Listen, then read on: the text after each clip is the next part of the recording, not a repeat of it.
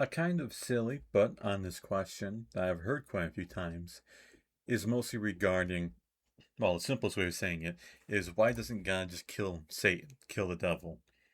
It's more of a greater question of why does God allow this evil to kind of exist in the first place? First is why even let them exist? Why let this horrible evil exist like Satan?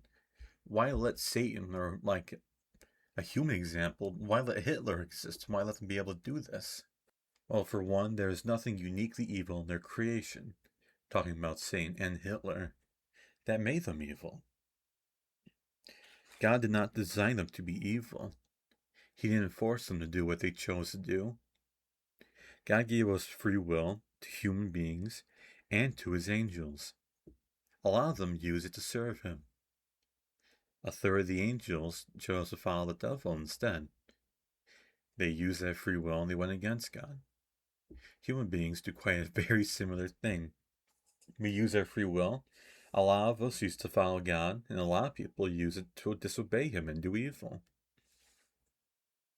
God did not force the devil to be evil, to do sin, to bring people down. Neither did he force Hitler to do the Holocaust. There's nothing unique in them that caused them to do it. It is their free will that they chose to live out and do evil, same way as we do good. It doesn't justify what they've done. What they've done is still evil and still horrible and reprehensive. But there is nothing that in God's creation through them that designed them to do that. All right, well, they're here anyways. But why doesn't God just kill them? Why hasn't He dealt with them a lot earlier than He will? Because in the Bible we learn at the end of days, the devil will come back. He will try to take over, but God will defeat him, and He will send him to hell for all of eternity as punishment for his own sins. So yes, God will kill the devil, and the devil will be punished for his sins. But you're asking why not sooner? Like I said earlier, the devil is not uniquely evil. He's not uniquely designed as evil.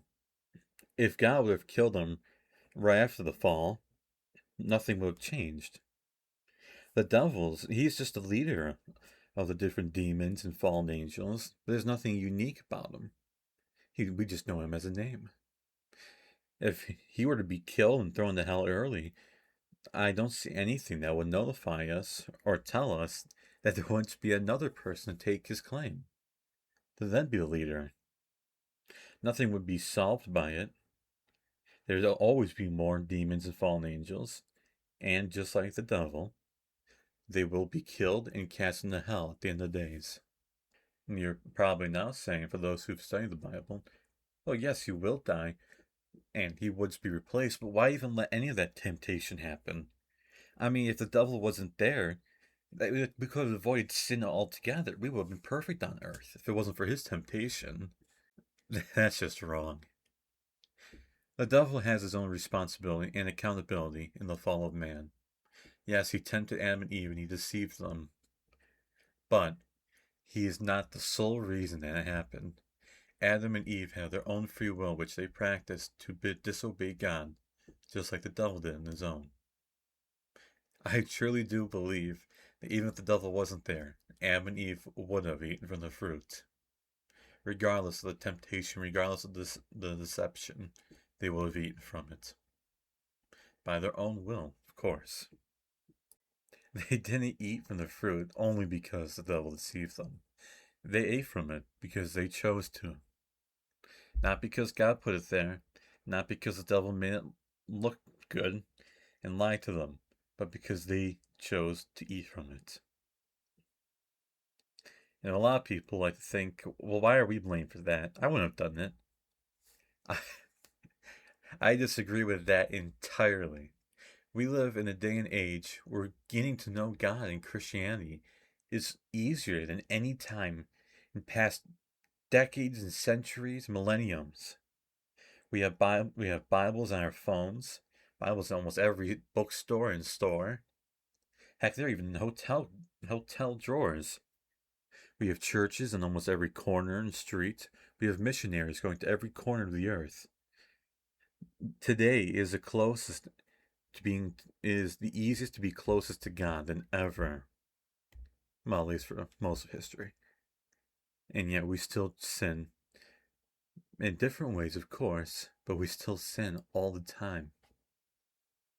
So no, killing the devil before fall of man wouldn't have changed anything. And Eve still would have sinned, sin would have still entered the earth, and we'd still be here where we are today. Less temptation doesn't mean it won't come from other places. We tempt each other all the time, other people. The demons definitely have their role, and they will be accountable to it. But we can't blame everything on the devil and his fallen angels. We have our own responsibilities and accountability we must take. To blame the devil is just a cop-out. Instead, we need to focus on what we do and work through that. That doesn't mean we should ignore spiritual battles or not care about evil. It is still part of our life and part of the earth that surrounds us, the world.